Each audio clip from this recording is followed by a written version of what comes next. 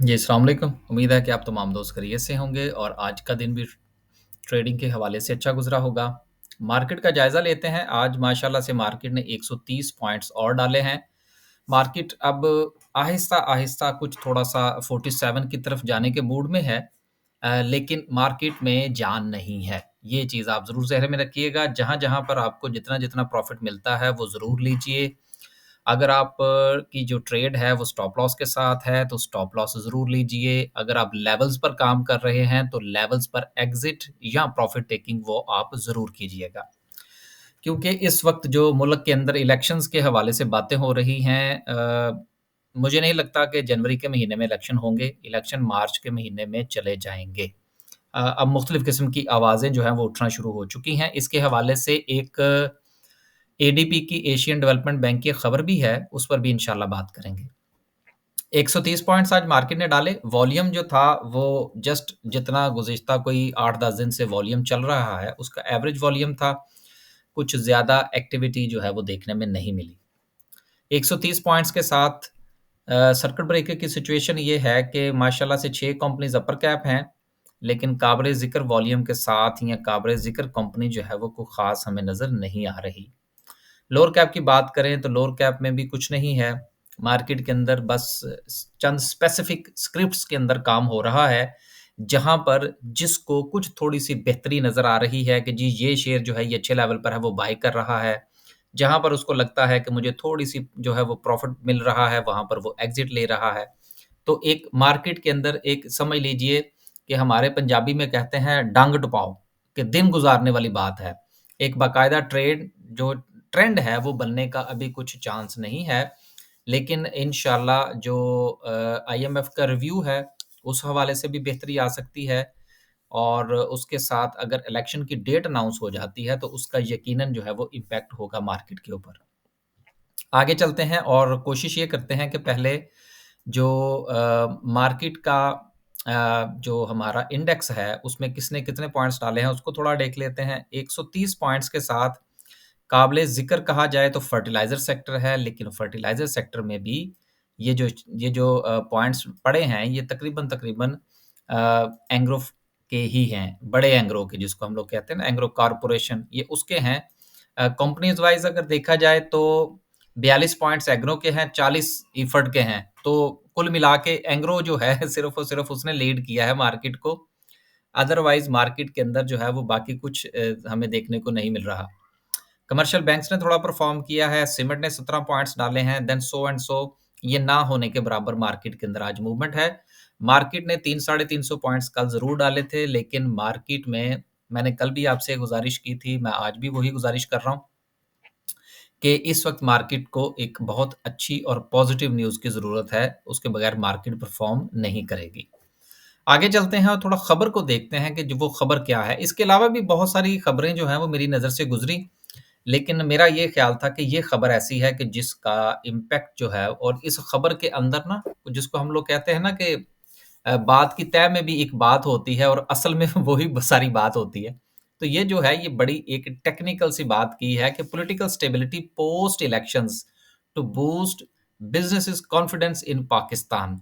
अब ये देखिए कि इसमें वो क्या कह रहा है, ये बात बड़ी थोड़ी-सी सोचने वाली है कि अगर स्टेबिलिटी आती है इलेक्शन होने के बाद और इलेक्शन होने के बाद की जो स्टेबिलिटी है, उसका दारोमदार इस बात पर होगा कि इलेक्शन से पहले जो जिस किस्म की मैनेजमेंट करने की कोशिश की जा रही है उसका क्या असर होगा? अगर इमरान खान साहब को अब गो ये एक बड़ी इम्पोर्टेंट चीज़ है, अब हम इसको जो है वो इग्नोर नहीं कर सकते अपनी वीडियो के अंदर। अगर खान साहब को इलेक्शन से बाहर रखने की कोशिश की जाती है, जिस तरह से कि की जा रही है, तो इसका नेगेटिव इम्पैक्ट आएगा इलेक्शंस के ऊपर और वही सिलसिला शुरू हो जाएगा जो कि आपको याद होना चाहिए 2013 से 18 तक रहा।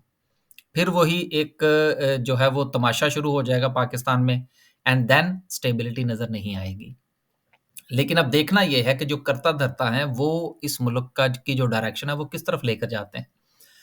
उसूल तो ये है कि सबको लेवल प्लेइंग फ़ील्ड मिलनी चाहिए, चाहे वो खान साहब हैं, नवाज़ शरीफ साहब हैं या व्हाटएवर जो कोई भी है, अवाम का नुमाइंदा जब तक पाकिस्तान में नहीं आएगा, तब तक हमारे मसाइल हल नहीं होंगे। जब तक ये पिक एंड चूज़ चलता रहेगा कि कभी तुम अच्छे हो, कभी तुम अच्छे हो, तो हमारे यहाँ स्टेबिलिटी नहीं आएगी। तो जब तक स्टेबिलिटी नहीं आएगी, तो बिज़नेसमैन का कॉन्फिडेंस बहाल नहीं होगा। बिज़नेसमैन का कॉन्फिडेंस बहाल नहीं होगा, ओवरसीज़ इन्वेस्टर होगा या लोकल इन्वेस्टर होगा, वो स्टॉक मार्केट में इन्वेस्ट नहीं करेगा। क्योंकि इन्वेस्ट मैं अक्सर अपनी वीडियो में हमेशा ये कहा करता हूँ कि ये जो स्टॉक मार्केट का बिज़नेस है ना, ये एक छुई-मुई का पौधा होता है। ये तो एकदम से इधर से न्यूज़ आती है, दूसरी तरफ आप उसको इम्पैक्ट देख लेते हैं। इसके लिए इंतज़ार करने की ज़रूरत नहीं पड़ती। जबकि उस चीज़ का इम्पैक्ट मिसाल के तौर पर एक एग्ज़ाम्पल ले लेते हैं। कोई भी खुदा ना ख़ास्ता कोई वाक़या पेश आ जाता है मुल्क के खिलाफ, तो उसका इम्पैक्ट दूसरे दिन जो है वो आपको स्टॉक मार्केट में नज़र आ जाता है। जिस तरह से कि आप देखिए कि जिस वक़्त आईएमएफ का प्रोग्राम हुआ था, तो अगले दिन मार्केट जो थी वो बंद करनी पड़ गई थी।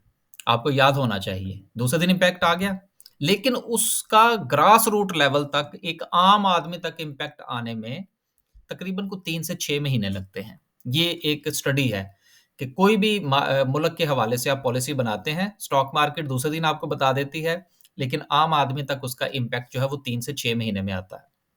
तो इसलिए ये जो स्टेबिलिटी है, ये बताएगी कि आया कि 3 से 6 महीने जब हो जाएँगे इलेक्शन को, तो वो स्टेबल रहेगा या नहीं। और इसका फैसला डंडे वालों ने करना है कि वो क्या करना चाहते हैं इस मुल्क के साथ। बहरहाल ये एक बहुत इम्पोर्टेंट खबर थी और सिर्फ़ यही एक खबर थी कि जो फ़ॉरेन इन्वेस्टर है, वो क्या सोच रहा है। ये हमारे पाकिस्तान में तो वैसे ही इस किस्म की खबरों को तो हम वैसे तरजीह नहीं देते, ड्रामे-श्रामे देखने में हमारा बहुत टाइम गुज़र जाता है। जो फॉरेन इन्वेस्टर है ना, वो इस किस्म की खबरों को बड़ा जो है वो डीपली लेता है कि वर्ल्ड बैंक क्या कह रहा है, आईएमएफ बैंक क्या कहता है, मूडीज़ की रेटिंग जो है वो क्या है पाकिस्तान के हवाले से। ये बड़ी इम्पोर्टेंट चीज़ें हैं। तो इसलिए सिर्फ़ ये एक खबर ही काफ़ी है आज के लिए। अब चलते हैं वापस। वापस चलते हैं जी फर्टिलाइज़र सेक्टर के बाद ये हमने थोड़ा डिस्कस कर लिया। देन अगर हम देखें तो बैंकिंग सेक्टर भी जो है वो भी इतना परफ़ॉर्म नहीं कर पा रहा, ऑयल एंड गैस भी नहीं कर पा रहा। इसमें वरी करने की ज़रूरत नहीं है। अगर आपके पास चंद शेयर्स हैं, वो परफ़ॉर्म नहीं कर पा रहे, लेकिन उनमें लॉस भी नहीं है, तो उनको लेवल्स में देखिए बस and then stay in the market. भागने की कोशिश ना करें और पैनिक ना हों। अगर आप पैनिक होंगे, तो वो उस पैनिक से एक वैक्यूम जनरेट होगा। वैक्यूम जनरेट होगा, तो कोई ना कोई उसमें पोज़ीशन बनाएगा और फिर आप कहेंगे, "देखें जी, लोगों से माल छुड़वा लिया गया।"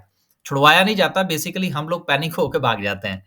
मार्केट से इस वक़्त बहुत सारे लोग भाग चुके हैं। जी, मार्केट में होता ही कुछ नहीं है जी, मिलता ही कुछ नहीं है जी। देखिए, आप एक प्लॉट खरीदते हैं, 5-5 साल इंतज़ार करना पड़ता है। कुछ 6 महीने, साल स्टॉक मार्केट में भी इंतज़ार कर लें, अच्छे लेवल पर चीज़ें मिल रही हैं, सुकून कर लें, कुछ नहीं होता।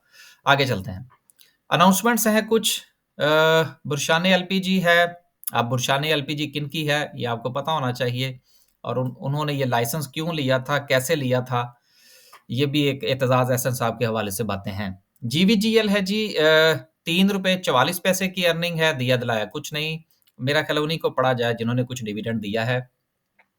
उसके बाद जीएचजीएल है, ₹8.10 की अर्निंग है, ₹1 का डिविडेंड दिया, थोड़ा डिविडेंड दिया है। मेरी एक्सपेक्टेशन ये थी कि ये ₹1 से ज़्यादा देगा, लेकिन इसकी हिस्ट्री ₹1 की ही है।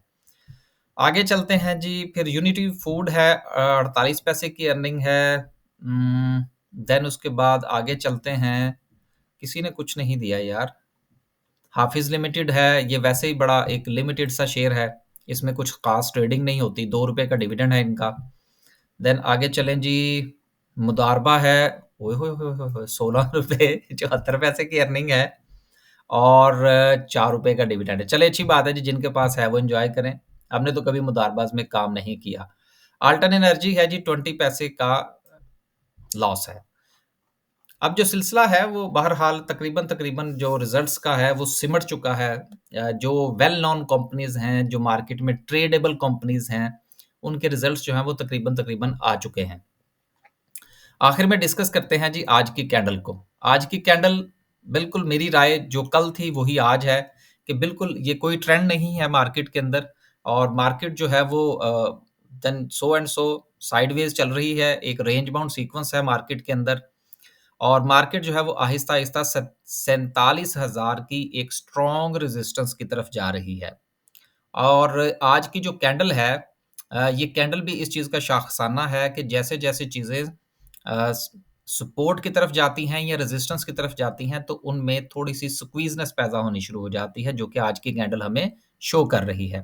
47 पर जाए, 25-30% अपना माल निकाल दीजिएगा और देखिएगा कि मार्केट कैसा परफ़ॉर्म करती है।